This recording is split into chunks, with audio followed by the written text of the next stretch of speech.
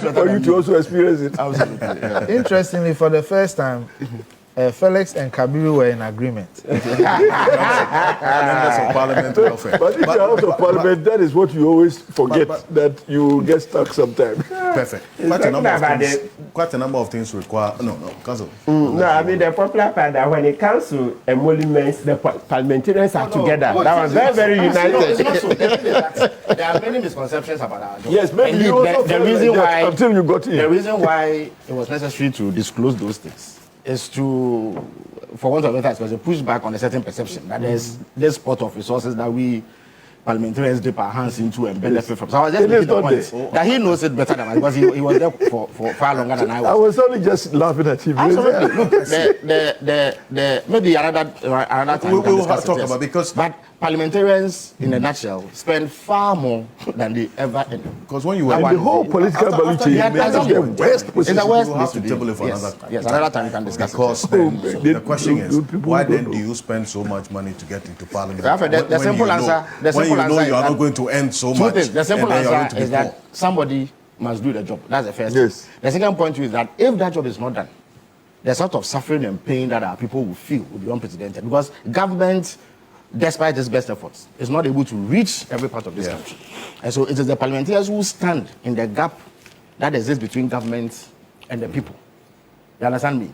And there are also many communities who, by virtue of either remoteness or their location, will not get any share of the national cake if they don't have a representative who has the capacity to draw attention to their plight and to lobby for exactly. That's the point. But you spend 10 million Ghana cedis again. That is also another a sacrificial job. You see, no, that is also another. That is also another leg of the argument. You see, I regret to have to be this blank, but it is actually demand driven. What I mean is that it is not as though MPs or aspirants have money that they want to share around. It is that the people whom you seek to represent make those demands. Okay. So maybe we can find time to discuss I agree those with matters. you. We will get into it. It's a very important governance conversation we must have. In your absence, a number of questions were directed. I know you were doing following the conversation, but why did the deputy finance minister or the finance minister for that ministry, for that matter, choose this mode of presentation, as in to have the finance minister or the deputy finance minister present a statement on the audit, this forensic audit report, without members of parliament having a copy of it? First of all, it's not true that parliamentarians don't have a copy of it. The way it works is that the report is laid, and my honorable colleague knows. The report is laid before parliament. In other words, it's formally presented to parliament, and then the speaker refers it to the appropriate committee. Indeed, both the minority leader and majority leader have copies of it. It's a very voluminous report. There was no way the deputy finance minister was going to be able to read the entirety of the report. In fact, even the budget statement, when the finance minister comes to parliament, he asks parliament to adopt the full report or the full statement for the records, whilst he reads excerpts because of the sheer length and volume. So it's not practical to read it. So let me place it on record that the report was laid before parliament on Tuesday. Indeed, the minority leader, in his contribution to the statement, quoted copiously from the report that was before him. MPs will have it in their pigeonholes. So before long, it will be in their offices because the IRAs will take it and go and give it to them. So that is how reports in the House have been distributed. There's never a situation where an Auditor-General's report or any report is coming and all MPs are giving copies at the same time before it is read. Number two, both in the 2025 and 2026 budget statements, the finance minister mentioned this matter, that there were issues of arrears that have come to his attention, that he has commissioned a forensic audit into it, and that once it is done, he will report on it to parliament. So it was necessary for him to report. So what the deputy finance minister did on behalf of his minister was to report as he had promised in the budget statement. Also, it is important to highlight the problem so that we begin to find solutions to it. Because if you look into various Auditor-General reports since 1992, indeed in my previous guys as a member of the CJ, one of the things we used to do was to routinely examine Auditor-General reports and flag issues that are reported in thereof.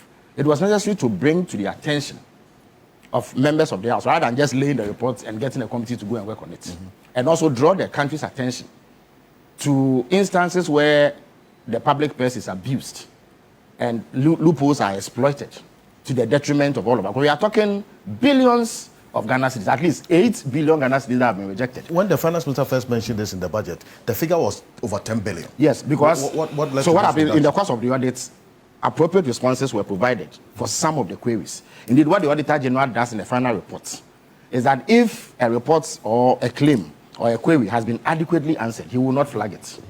So he will send management letters to the entities concerned, and the management will then respond. Right. He will weigh the responses against the findings, and if he finds that a particular claim has been satisfactorily answered, he will not flag it. There's pending verification for 13 billion. He has looked at all of them, but he says that he's not satisfied with the explanations yet. And so if those concerned have additional explanations to offer, they are free to bring it. He will weigh it against his findings and then make a determination as to whether or not the matter should be flagged for further action, or that that claim should be shut down. In other words, it will not appear in this report. Mind you, the Auditor-General also, because of the volume of work involved, it is not everything that he encounters that he reports on. He chooses and picks those ones he thinks are significant. And then, more importantly, in every audit, they recommend action that needs to be taken to address or resolve the issues that have been found. So that is precisely what this audit is about. I see. So what happens after this? This Those against whom the findings have been made will be notified, and they will be requested to provide further. Because in this category, he said that one of the reasons that he has not verified this is that there's insufficient documentation. Now, somebody claims he has a contract, but there's not sufficient documentation to address a claim for payment. In other instances, there are no contracts actually. Somebody says he is owed, but there's no contract that binds the government of Ghana to pay the person anything. So unless and until you produce the contract, which forms a basis for the contractual arrangement between you and government, the Auditor-General is not able to approve or validate the request for payment. So that is what it is. The category where the validated the claims were validated, clearly it was obvious that the people who had the case, they were able to prove. And then some of the findings too were mind-boggling. As I walked in, I heard colleagues speak about the 35 contractors who were given mobilization. Yeah. Yes, indeed. The Auditor-General has issued notices of surcharge against those people. So there are people who exist. They've received the appropriate legal. Publish the names of these. No, it is contained in the report. It's contained in the report. 35 in fact, even before the finance minister came to the house, the Auditor-General himself had announced it in January of this year that he had issued the notices of surcharge. So it is a legal matter. If they don't comply, a public list. no, he didn't publish the list. He announced it, but it is in the report. It's clear. It's before Parliament. The list is there. Yes, the list is in the audit report. Since when it's the public Public Accounts document. Committee sits Since on it's it, public document, in fact, they will we can call. even publish it. They are most likely to call the contractors involved and publicly interrogate them. Okay, hold on. What I'm In saying your is that since it's public document, you can publish it Oh, now. in fact, I suspect that it should be on the Auditor-General's website. I just Yes, checked. we It's can not. upload This it. They will time, upload it. They will upload it, yes. Usually in But the in your past name, they they do will upload before it. they even Yeah, go I'm to sure they will Parliament. upload But it. this Question time, about- But let us be They clear. did not. Once a It's not document good. goes to Parliament, Yeah. it is a public document. document. It's a public document. And once you it's have a not, copy, exactly. you can It's not. also It's do not. it on But the I expect the Auditor-General to publish it. That's Yeah, how this they time they publish should it. If take he was notice. They asking a question usually about- publish it on the website before Parliament. The NPP claimed that and all the Agenda 111 projects were at various stages of completion. That's one question that you had. I raised that point. So if there was a case that 35 contractors took money for mobilization and they never showed up, then you have to show evidence because their But position was I've answered that. they said Is it, what do you call it? And fellas, yes. since you have it right in front of you, Oh, no. can It's share not, the no. First of all, there are legal issues involved. You understand me? The Auditor-General has issued notices to these contractors and told them that you came for money to go and begin a project, but our research shows that you didn't show up. So return the money. That is the first point. To say that the projects were at various stages of completion, so it's not true. It's completely misplaced. Various stages of completion could mean anything. It could mean that the land has just been acquired. It's a stage. You understand me? Up until the time that the facility is commissioned for use. That is also another stage. So it is not an answer to this. This is documented and certified and contained in an official report presented to Parliament to look into. So there's no dispute about it. what I'm suggesting to you now is that since it is public document already submitted to Parliament, Yes. there is nothing illegal about you further publishing it. But I'm saying that that one, the Auditor-General will do it. It is his job. He will do it. It's not anything that is hidden. When you go to his website now. We are contesting the availability First of all, okay. no, I don't have the 2 copies here. It's a voluminous report. It's about 1,000 pages. I have told you. In fact, volume 1, volume 2. Yes. I have seen it. But the executive summary, at least you will have that list. Yes, but I'm saying that it is not a matter that we need to split hairs on. That's the report should be made public. It's something that is accepted. The appropriate authority, which is the Auditor-General, will do that because he has published several reports in the past. He has also given the reports to the people's representatives. So if we have Indeed, Parliament has the mandate to look into the Auditor-General's reports. In fact, the Auditor-General himself is audited by auditors appointed by Parliament. Yes. So Parliament has jurisdiction over the Auditor-General's work. So there's no dispute about the availability of the report and its content. When the Public Accounts Committee starts, they will say it publicly. It will be shown live. So everybody will see everybody who is called before them to answer questions in relation to this particular matter. First of all, this is not the only time that a contractor has received mobilization and hasn't showed up. There's a case of a contractor who got a $300 million road contract somewhere around Wali Wali. I think it's Wali Wali to Savannah. He was paid $29 million in mobilization. And he hasn't showed up. But that one, $29 million. Yes, And it's an you don't Indian have to know contractor. that person. No, Kabiru is contesting it. That's He what? says that why haven't you people put the person before court? So he's contesting it. I saw him on the floor of Parliament. A demand has been made for the contractor to come back to site after a certain period. If he doesn't show up, action will be taken. Okay. Indeed, the problem actually is that the contract that was given him said that if he is not given some additional funds, he won't show up. Understand? So those who did that contracting clearly did place us as a country at a disadvantage, and therefore ought to be, and they will be held to The account. entire 29 million has been drawn down. money. Yes, in fact, there's another Wait. instance where an agreement was signed with an Israeli company to supply us with 19 armored personnel carriers, what we call armored cars for the military. And I think that about $40 million was paid. And he hasn't performed. He hasn't performed. And And he's the still contract sleeping. is that if they don't pay the additional $40 million, Wow. they are not going to supply. So we are compelled as a state to add it. That is obviously an unconscionable Absolutely, contract. absolutely. So in fact, it was in $40 million. $40 million has been paid. But the contract is that if we don't pay it's $80 million in all. If we don't pay the additional $40 million, Fellas, what they will I'm not saying is refund. that- Wait. They will not refund the $40 million that was initially paid to them as an advance. So the other problem is that those who do the contracting on behalf of the state also have serious questions to answer for putting us in such a situation. Because I would imagine that if for any reason I sign a contract with you and you've not delivered the items, and I've paid you an advance or mobilization, whatever it is called, if for any And reason you have not even started. you've not been started, if for any reason I fall into difficult times and I'm not able to pay the remainder, you don't keep my money. You return my money to me when you've not even. It is a different matter if you've delivered and I've paid you half. Then you can hold me to pay you the rest. But so clearly, those who sign these contracts and negotiate but on our behalf. are they contracts that are not vulnerable? I am saying that. Yeah, but if you sign a contract and say that you must pay all before delivery, if you pay half, I'm not going to deliver and I'll keep your money. Clearly, there's a problem. But we are pursuing The conversation that matters this here. shouldn't be a regime-specific situation, in that it's a trend. It's happened before, so Yes, but you it see, shouldn't be. but Alfred, if it is okay, so in 2016, there were similar happenings, right? It was a duty of the government that succeeded us to ensure that the situation was sanitized. That is why we have taken this action. So you see that this has not been a normal audit report that is done and kept on the bookshelves, and we wait for Parliament to go through the motions. It has been made public. The Finance Minister has specifically, in fact, the Finance Minister actually informed Parliament ahead of time that I'll be doing this. And indeed, if you listen to the Deputy Finance Minister carefully, he said that we are going to take additional steps to ensure that this does not happen. In fact, even before contracts are awarded, we will do things that protect the interests of the state. So you must get what they call commitment authorization, which means that the state must give you a warrant to indicate its readiness to take on board the contract and be in a position to pay before you commit the state. If you go and commit the state without commitment authorization, the liability will fall on you personally and not the state. Right. So it is one of the reasons why we have been meticulous and avoided the problems that have been associated with procurement in the past. You have to get it. The Finance Minister has to get it. When he gets it, you will go through it. And it's not in all instances that the contract will even be approved. you can be told that no, this contract is not essential, it's not necessary, so we won't consider it.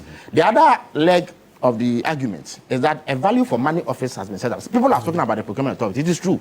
You see, they only enforce compliance with procurement laws in terms of who qualifies, what documentation you must provide, what process you have to go through. That is one thing. And then it's another thing to say that this phone, you are saying that it is sold for, let's say, 100 cedis, but our checks show that it should not sell for more than 60 cedis. That is what the value for money office would do. You know, it used to be done by Crown agents. But Crown agents is an external organization. If I'm not mistaken, I hear that they've even folded up because they've had some problems. Yes. But we as a country do not have an in-house mechanism to address the problems that arise from contract inflation and what have you. So that is precisely what the value for money office will do, to bring the expertise of people who understand the field to bear on government contracting. That way, because people have always wondered why government projects are more expensive than private sector projects. People have wondered why. True. One of the reasons is that contractors price in the delays in payments, because often there's a delay. So in order that the monies they've taken to finance the projects do not become a burden and banks do not pursue them and all that, they price it in so that if it delays, they still have sufficient resources to make up for interest payments and then get their margins. So in order to avoid that, we need to ensure that the state is in a position to pay.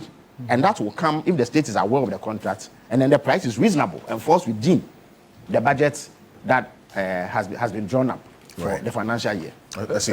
I needed that. Professor Bawumia hasn't spoken on this matter. Felix, quickly. The value for value for money. Yes. Value for money audit office would be for future contracts or review of existing contracts. But the issues today are non-performance in existing contracts. Yes. So all of that will be addressed. And lawsuits so for associated instance, with that. the way you find out is through audits. The Auditor-General audits government books every year. So if there are issues of non-performance, he will flag it. It is his job. Once it is flagged, as we have had in this instance, action will be taken. And mind you, apart from the parliamentary proceedings, there are also criminal proceedings that the Attorney General will initiate. Right. Against people who... Thank you. Thank you very much. Yeah, but you see, it is one point, it is one thing to deal with the past. Yes. It's even more important to learn from the past and put in place systems that ensure that it does not recur. That is how you make progress. Thank you. I was also going to suggest citizens' rights. That's fine. Citizens' rights under Article 41 to flag, to also come to court and demand our due. Absolutely. Yes. I'll pick on Felix's last point, which I think is important. One thing to look at things in the past, and another one is to build towards the future to protect past omissions and problems. But this, you see, every year there's an auditor's report, and we sit around and debate and discuss, right? So this is not new. But this conversation is pointing out three key issues that I think we need to consider. The whole idea of contracting government business, because certainly that's where a lot of money gets lost, traditionally.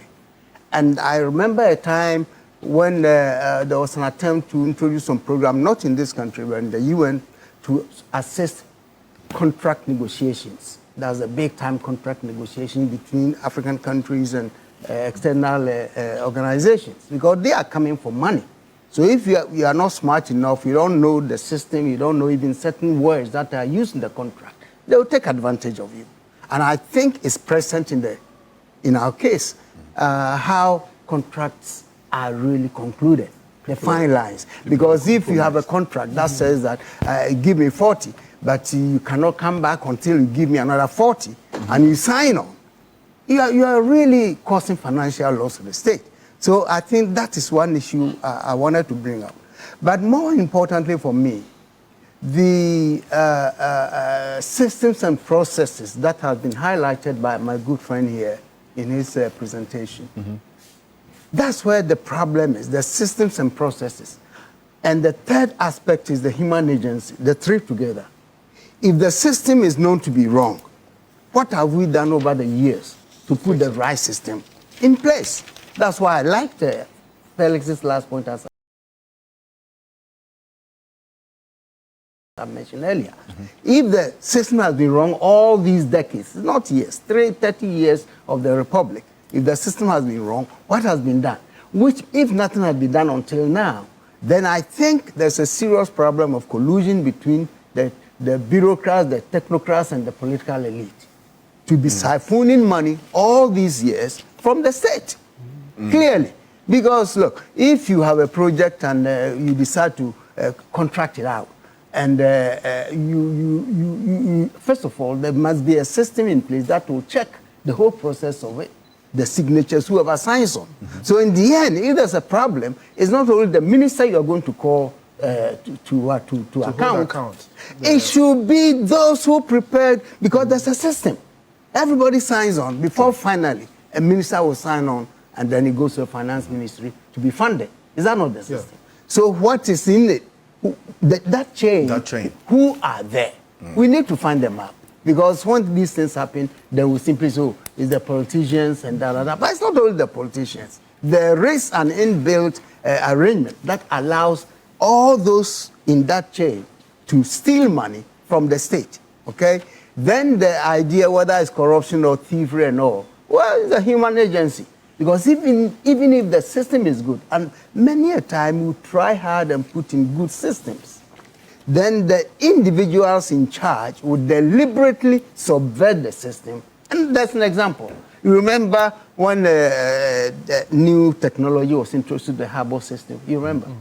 Before the year ended, they were all non-functional because we were told that they were broken down. True. But the truth is that they deliberately sabotage it so they can go by the manual way which allows them to steal the money. So I guess I'm saying that if, in fact, Felix, you're talking about this new arrangement to put certain new systems in place to check, I'm all for it. But before then, those who are found to have been culpable now must be held accountable. Of course. And even if possible, and I dare say, we can go back before the last government. No problem. Yes, Indeed. and let's expose all of that. So we can all be happy. Not to cut you off. Indeed, some of the claims that have been flagged go as far back as 2012. But what matters is that at the point that you are about to pay, or the person has brought the claim to be paid, you do your due diligence. So it doesn't matter. Even if the contract was awarded in 1970 and it's still pending payments, you still have to do what has to be done at the point that you pay. So, for instance, we are told that 10.5 million was paid through to a bank in interest under under 1D1F. Yes. And they even provide a specific bank account that money was said to have been paid to. Auditors go, the bank denies owning such an account or even a number. Or the account numbers could not be traced. They could not be traced to the bank. But the monies have been set. The books reflect that monies have been paid. But the bank says no money of this sort passed through here. And the account being quoted does not even exist. And in this case, you can go back to the system. So, of course, so you just trace who authorized it. Of course, that is what the audit has revealed, and it will be dealt with both at the parliamentary level. Mr. Develovo, let me just Daniel is there. Daniel Develovo is former Auditor-General, is joining us on Zoom right now. Mr. Develovo, good morning. Thank you for joining us. Good morning, and thank you for having me. You've been following that discussion, and this is an exercise that you have conducted yourself before as former Auditor General.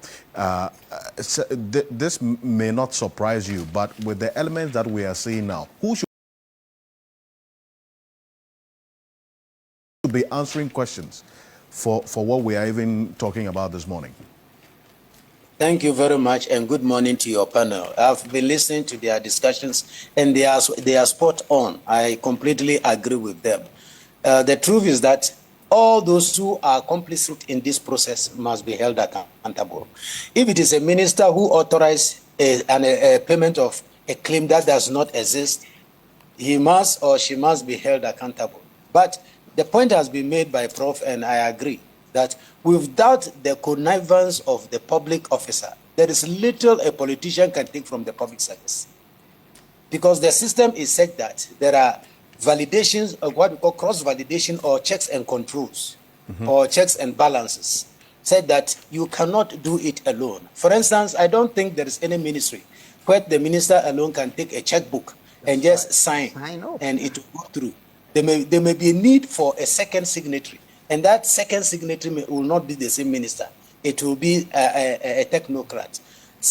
Definitely, if the claim is brought to the ministry, I don't think they brought it to the table of the minister. Even if it happened that way, the minister will refer it to the procurement officer or somebody in charge of administration or finance.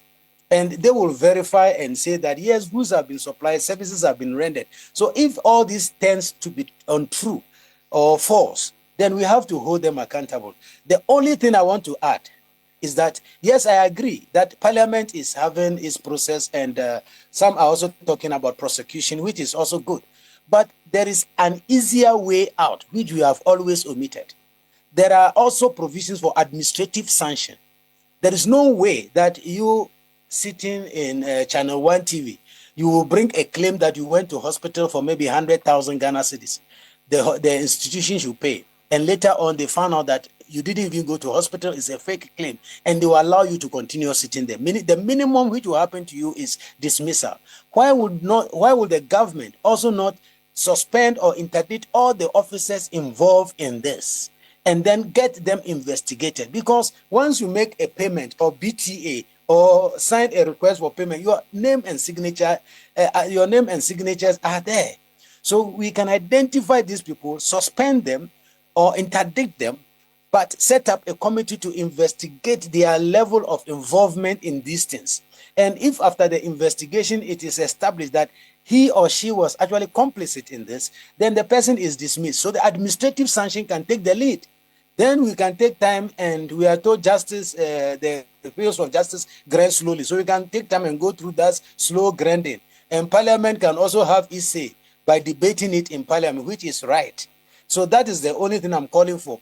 There is no justification for those officers to remain at post, enjoying. You see, we are all livid or annoyed about what has been disallowed, but we are not aware that some will have gone through, some payments will have been done, which we cannot go back for. So I think it's a very good thing, and I'm happy with what Honorable Felix Ofosu-Kwakye said. We are now putting in place control measures to prevent the occurrence of it. And absolutely. The value for money audit office that he mentioned, it has a very important role to play, not only because of overpricing. At times, the value for money audit office may even look at the quantity that you are looking for. Does it make sense? In the public service, some people buy stationery or items for the next 10 years. If you look at the consumption rate, it may be for 5 years or for 10 years. Do we need to incur such expenditure? And at times, they even have a stock that they have not used, and they still want to buy and just waste government money. So we may have to look at all these things and put in the preventive measures. I also want to suggest that one unit which plays such important role, again in their respective MDAs, is internal audit. Let's make the internal auditors independent. Today, in the business world, in the corporate world, internal audit is even outsourced. So internal auditor must not necessarily report to the principal spending officer who he or she is checking. We should put the internal auditors under the agency, and then they are sent or posted to go and monitor activities and provide assurance at the various ministries, departments, and agencies, just as Accountant General does. If you go to Ministry of Health, the accountants there, they are from Accountant General. The Ministry of Education, the accountants, they are from Accountant General. But they are posted there to do the work. The same thing can happen to the internal audit, so that they know that the one I'm checking is not responsible for my salary, for my transfer, for my promotion, etc., so that they are not compromised. Thank you. I see. And there's been a suggestion that the forensic audits, based on what we have seen so far since this administration took over, employing a lot of the forensic audits to uncover a bit more detail than what a normal audit would be. The forensic audit should be the baseline auditing for public accounts. Is it one that you agree? I completely agree. You know, there are several types of audits that we provide in the public sector. People just hear of audit and they think all the audits are the same. No. If you go under clause 2 of Article 187, the audit of accounts, which is stated that the Auditor-General should do, and within 6 months, according to clause 5, he should report to Parliament. That is a financial audit. So that's the financial audit, which is done annually, or we call it regularity audit. You do it regularly, okay? Then there is what we also call compliance audit, where the auditors go to see whether the provisions of the law and the system or the controls are being adhered to. Those are a different type of audit. And if you go under Section 16 of the Audit Service Act, it also provides that the Auditor-General may undertake special audits and report to Parliament. And again, let me also do some education over here. I've heard some people arguing why is the audit report or the liability audit report being debated or being discussed in Parliament instead of it going to Public Accounts Committee.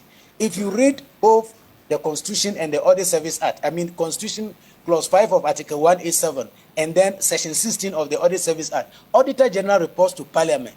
And in fact, Clause 6 of Article 187 even went further to say Parliament shall debate the audit report, and when they find it necessary, refer it to a committee.